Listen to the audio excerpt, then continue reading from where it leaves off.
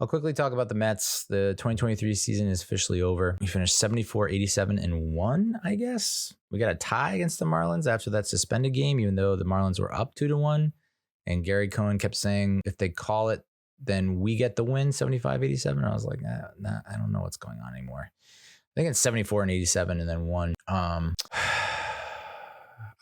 What can you say that already hasn't been said? 35 blown leads. Our largest blown lead was 4. We did have 35 comeback wins. We had 6 walk-off wins and 6 walk-off losses. So I don't know. I think those all cancel each other out, right? Although it would have been knowing that we have we do at times have a potent offense, I guess. Like if we just don't blow half those leads, you see what I'm getting at? We're at like 90 wins, which is what I said originally in my prediction for the season after Diaz went down with the injury.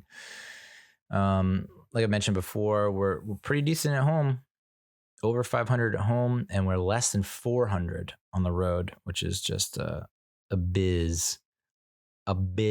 We ended up finishing out September at playing 500 ball. So, not too shabby. August, I can't believe we went 11 and 18 in August. Well, I guess I can after our roster was gutted. Yeah, that makes sense.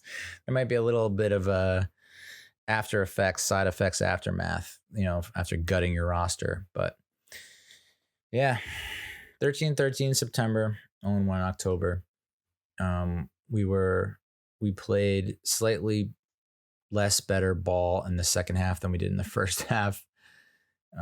Less than 501 run games, which is what we excelled in last year, was 1-run games. Stunk against the American League. In terms against playoff teams, though, you look at the playoff teams from the National League. We were 6-1 against the Diamondbacks, 8-4 against the Marlins, 1-6 against the Brewers, 6-7 against the Phillies. Not too shabby. I mean, we were 3-10 against Atlanta. But 3-3 against the Dodgers. 500 ball. So I think that's what's kind of frustrating about this team is that they would have good series against good teams, but could not avoid the pitfalls of lesser teams than them. That friggin' Tigers series and the Rockies series. It's literally those like 2 or 3 series. That's the difference. They just played better in those 2 or 3 series.